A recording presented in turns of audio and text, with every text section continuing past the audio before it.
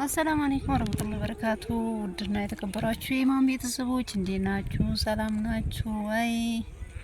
እንግዲህ ዛሬ ንፋስ ለመውሰድ ወጣ ብዬ ነበረ እና ምሽት ነው፣ ያው ፀሐይም እየጠለቀች ነው። ደስ ይላል ንፋሱ ምናምን። በዛ ላይ ደግሞ ቦዬ ወንዝ ላይ እንገኛለን። ዛሬ እሁድም ስለሆነ ልጆችም ትምህርት ስለሌላቸው ትንሽ ንፋስ ይውሰዱ ብዬ ከልጆች ጋር ወጣሁ።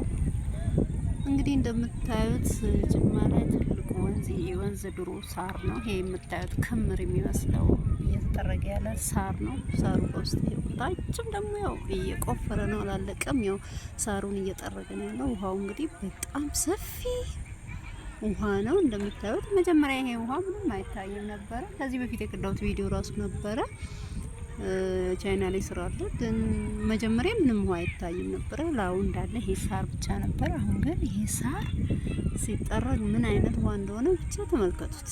ይሄ እንግዲህ ጅማን ከተማ ለሁለት የሚያካፍል ነው። ያው ድልድይ ያለ ከታች በኩል፣ ይሄኛው ደግሞ አዲስ አበባ ትልቁ መስመር፣ የድሮ መስመር ሳይሆን አዲስ መስመር በቦዬ አቋራጭ ማለት ነው።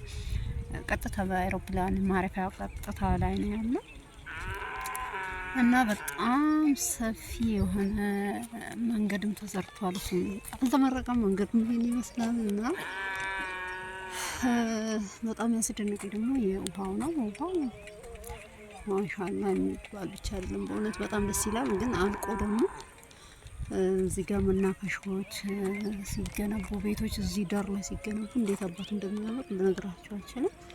ያው ጅማ በፍጥነት እያደገች ነው ያለችው። እንግዲህ እድሜ ላብቹ እያለ እንግዲህ ምርጫውማ ብቹ ይሁን የምትመርጡትማ እንግዲህ በጣም ይሄን ይመስላል። ወደ ቤት የሚሄድ ነው።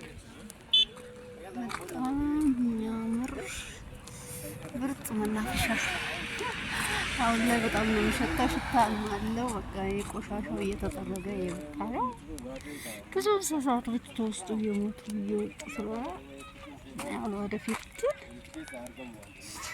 ዋው በጣም በቃ ደስ የሚል ውሃ አብሶ በቤቴ ቅርብ ስለሆነ እዚህ ጋር ስለሆነ ቤቴ ሁሌ በቃ መናፈሻ አግኝተናል። ሁሌ ወጣ ብለን ንፋስ የምንወስድበት ቦታ ነው ማለት ነው። ዋይ ደስ ሲል ሲያልቅ እንግዲህ ለማየት ያልቃል። ሁላችንም እላችኋለሁ፣ ሁላችንም ቪዲዮን ላይክ ሼር እያደረጋችሁ አበረታቱኝ እላችኋለሁ። እንግዲህ ጅማን በዚህ መልክ እየተቀየረች ነው። ምርጫችንም አንብቹ ይሆን እላችኋለሁ። ከተማችን በጣም እያደገ ስለሆነ ደስ የሚለው ነው። በቃ ውዶቼ ቤተሰቦቼ ወዳችኋለሁ። ቪዲዮ ሼር አድርጉ፣ ላይክ አድርጉ። በሌላ ቪዲዮ ደግሞ ኢንሻአላህ እንመለሳለን። ያው ቢዚ ስለሆንኩ ነው ብዙ ጊዜ ቪዲዮ ማንሰራው። ምሳሌ የልጅ እናት ነኝ። እንግዲህ ልጅ ማሳደግ በጣም ከባድ ነው። ለዛ ምክንያት ነው የጠፋሁት። ኢንሻአላህ ልጅም ስላደገ ኢንሻአላህ ያው ከጥቂት ጊዜ በኋላ ኢንሻአላህ ዩቲዩብንም ለመስራት እየሞክራለሁ። እስከዛ ግን እናንተ ሼር አድርጉ፣ ላይክ አድርጉ፣ አይከፈልበትም። ሰብስክራይብ አድርጉና እስቲ ያሳድጉኝ። በቃ እላችኋለሁ፣ ወዳችኋለሁ። እንግዲህ ያው በትንሹ ይሄን ይመስላል። ወደ ከተማም እየገባን ነው ከውሃው ዳር ላይ ይሄን ይመስላላችኋለሁ። እንግዲህ ሰላም ደሩልኝ። ለሊቱም ያው እየመሸ ነው። ለሚነጋላችሁ ካላችሁ መልካም ንጌት ብለናል። ምን እንላለን ሌላ? እንግዲህ ይሄን ውሃ ዞሮ ለመጨረስ ራሱ ማለት ነው ብዙ ሰዓት ይፈጃል።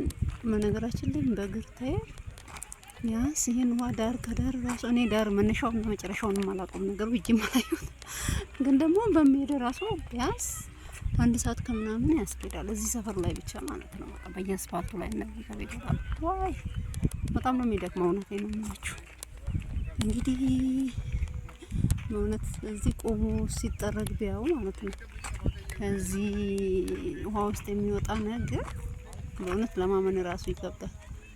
ግን ይሄን ሁሉ ዘመን ማለት ነው ምንም በቃ ሳይታይ ሁሉ ቆሻሻ እንደዚህ ተከምሮ እዚህ ውሃ ውስጥ ይሄን የመሰለ ውሃ ተደብቆ ቢስሚላህ በጣም ነው የሚገርመው። ወላሂ በጣም እንጃ።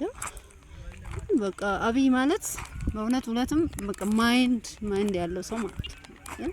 ኢትዮጵያ ገና ልጇን አገኘች። እሺ መኩራት አለባችሁ። አብዩን የምትነቁ ሰዎች አብሶ አደብ አድርጉ።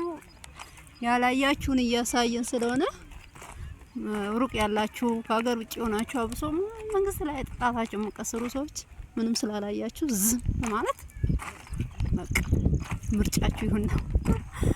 በእውነት ስናይ ደግሞ ማለት ነው የትኛው መንግስት መጥቶ ያልደፈረውን በእውነት ይሄኛው አሁን ይሄ ወንዝ ለማንም ምን እንጃ አስቡት። በታች በኩል የተሰራው ድልድይ በዚህ ውሃ አቋርጦ ነው ድልድዩ የተሰራው እና መንገዱ ያው አልቋል። መከፈት ብቻ ነው የቀረው። እንግዲህ መመረቅ ብቻ ነው የቀረው።